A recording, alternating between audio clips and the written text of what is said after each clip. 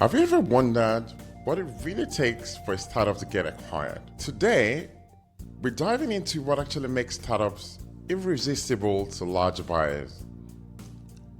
We will touch on the obvious metrics, the hidden factors that can make or break a deal, and also lessons learned.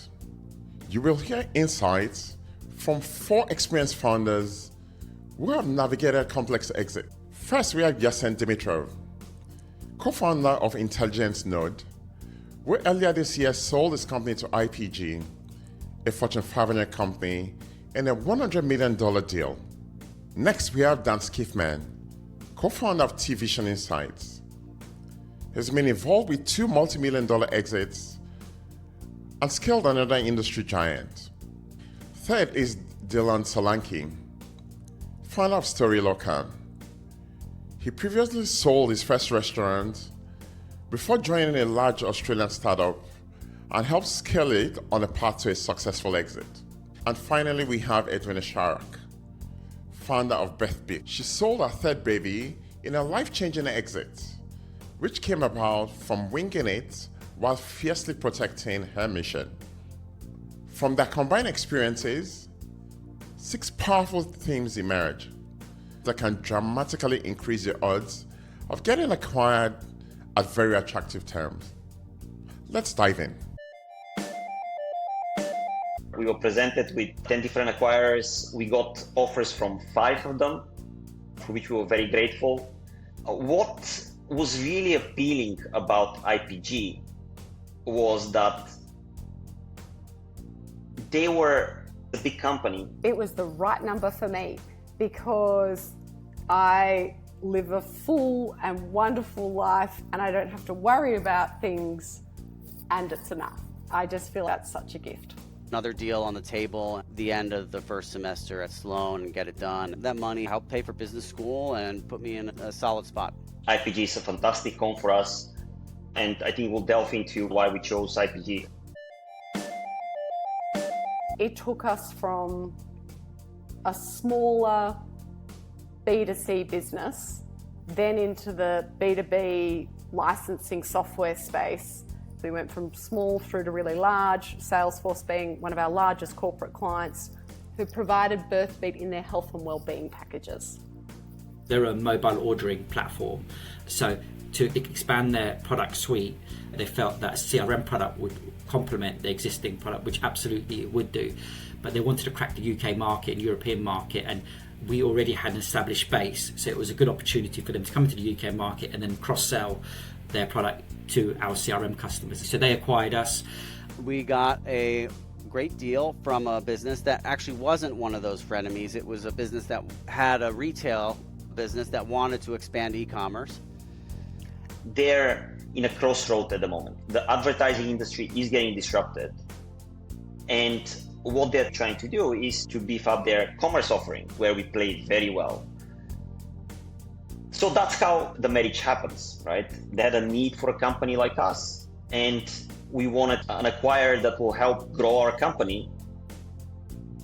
Within 3 or 4 months, we started to get some really good traction, and my first set of customers were the likes of like Shake Shack, Big Easy, Vapiano, Box Park, the Ivy Group. For them, it was about seeing a different possibility of how they could engage with the private and the public hospitals. They were at the time just on selling products.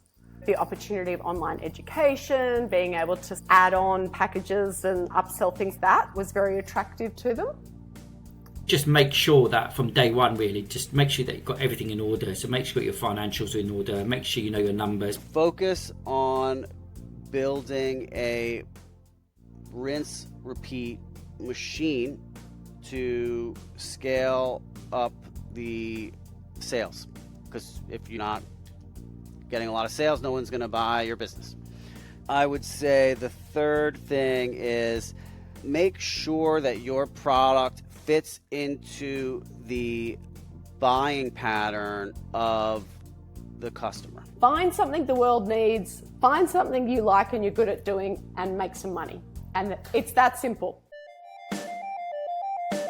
The reason I was able to exit this business was that there was a lot of competition in this sector. I think if you choose a market that is not very competitive, there aren't many players there, there's a substantial risk that nobody's going to want to buy your business. I stayed in my lane, so I knew about what I taught about. People kept saying you should add products, you could upsell. So we added a third product, and it was the sleep school. I think it was live for 3 months. It was profitable, and we just cut it. You just got to back yourself with, am I actually enjoying this? Just a word of advice here. If a big acquirer gets stuck on revenue growth for your startup, I would think twice, right? They should not be acquiring you for the revenue. They should be acquiring you for the technology and for the know-how of the team. You've got to understand the customer and their pain points and almost become the expert. I met with their CEO, and he's a good person. I instantly liked him. I felt connected. He had this energy that was just felt around the whole office, and I felt comfortable that could be the place for my baby. I liked the culture of the organisation, and that was what really allowed me to think this could be a good fit. Patience is key to sustain the relationship with the same person, with the same co-founder for 12 years. Patience is key to make sure that you negotiate a good deal during an acquisition. Even though they're buying the business, they're buying you as well, because naturally they're going to expect you and the management team to come across for a certain period of time until you get your full earn out.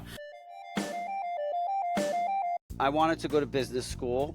I hired a banker, an individual, an ex-Morgan Stanley guy to help me sell it, and we got a great deal. I'm having this conversation with a girlfriend from uni, and she was a long-term employee of the organisation that did end up buying us. And she was, I just think you should talk to them.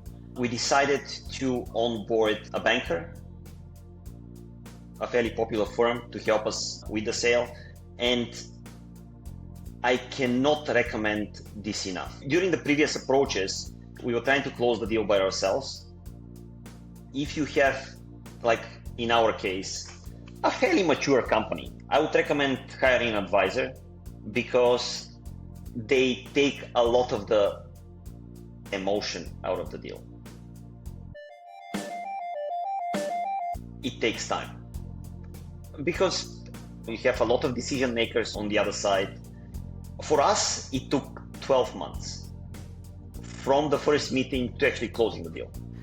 And that deal fell through, which was a disaster for me because I was at school full time. I wanted to spend my time at MIT Sloan, and now I'm like running a business full time and going to class. It was a lot.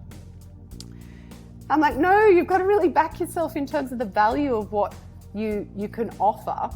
Over the years, we've had different approaches from different companies, and they all fell through for different reasons. There's a really good, simple process to exiting a business, but it's simple, it's not easy. Thanks for watching. To recap, here are the 6 key lessons for a successful exit. First, keep your eyes on the prize. You have to stay focused on the ultimate goal. Second, get the basics right. Master the fundamentals before chasing complexity. Third, scaling and achieving a successful exit can at times come about from embracing counterintuitive strategies. Fourth, focus on people. Your team and relationships can be your biggest assets. Fifth, exits are very complex, so don't be afraid to ask for help. Finally, adopt a winner's mindset. It will see you through the inevitable challenges on the way. If you found these insights valuable, don't forget to subscribe to the 23 Mile Podcast for more tips and stories on building and exiting great companies. See you in the next video.